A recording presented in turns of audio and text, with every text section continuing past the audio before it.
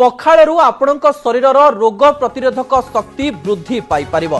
Bhubaneswar AIIMS रो डाक्तरंक गवेषणारू एभली तथ्य सामना को आसीछि। डॉक्टर बालमुरगान रामदोस गवेषणा करी एभली कथा कहिसंती। तांका कहिबा कथा हैला बासी पखाळरे थिबा रोग प्रतिरोधक शक्ति शरीर रे रोग सह लढई करिबारे सहायता करिथाय। रातिरे पखाळा होइतिबा तोराणी रे विटामिन B12 विटामिन के रही थाए। यह शरीरर रोग प्रतिषेधक शक्ति बढ़ाइबारे सहायता करिथाय। रातिरे भात को पखाळिबा द्वारा किछि समय परे लैक्टोबासिलस नामक सकारात्मक जीवाणु तैयारी होइथाय। यह खाइला परे पाचन प्रक्रिया रे सहायक होइथाय। देश तथा राज्यर विभिन्न स्थानरू पखाळ नमूना संग्रह करा जाई गवेषणा करा जिबा परे एही तथ्य सामना को आसीछि। होटेल रे पखाळ नुहे बरं घरे प्रस्तुत पखाळ शरीर पई अधिक हितकर बोली गवेषणारू जणा पड़िछि। साधारण लोकंक पई पखाळ सहजरे उपलब्ध हेउतबा बेले एभली तथ्य सामना को आसीबा आश्वस्ति आनिछि। जणे दिनकू 5 मिलीलीटर बासी तोराणी पीले शरीर पई हितकर बोली गवेषणारू जणा पड़िछि।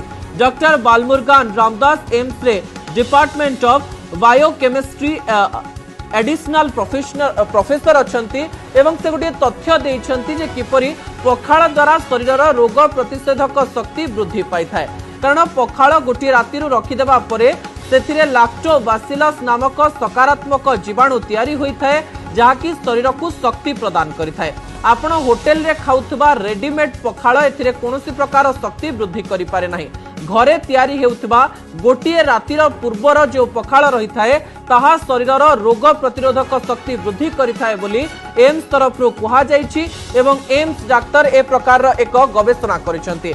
यह सहजरे गरीब मानक पई उपलब्ध रही थाए एवं गरीब माने सहजरे पखाळ मध्य खाई परिबे, साधारण लोक मध्य खाई परिबे। आपण माने जानिछंती आम राज्यर गोटे स्टेपल फूड हिसाब रे मध्य पखाळ को निया जाय, पखाळ दिवस मध्य करा जाय थाए। ते पखाळर ए प्रकार सकारात्मक दिग साधारण रे गोटे चर्चार परिसर को आसीछि एवं एहा गवेषणारू जणा पड़िछि। एहा एम्स रो बायोकेमिस्ट्री डिपार्टमेंट रो गवेषणारू जणा पड़िछि जे प्रतिदिन 1/2 लिटर बासी तोराणी पीले शरीरर रोग प्रतिरोधक शक्ति वृद्धि पाई थाए।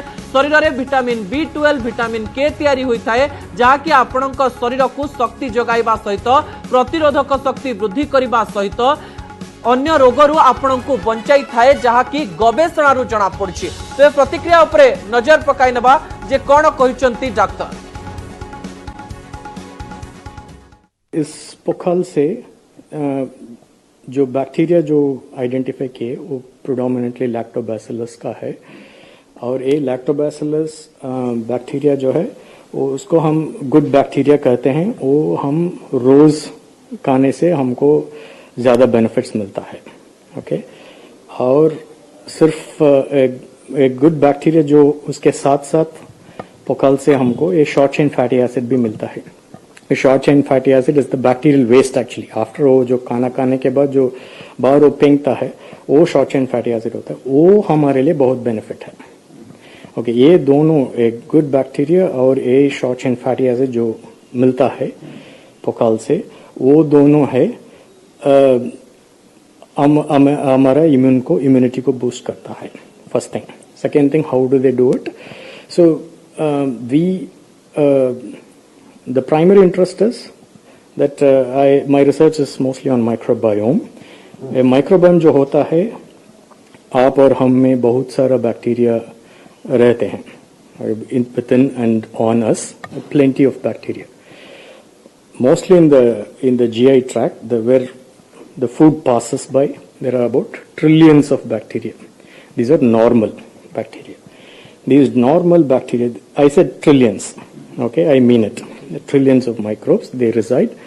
And these are normal bacteria and they offer a lot of benefits.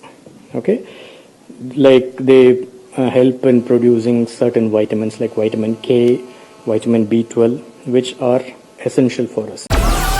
Download Moj.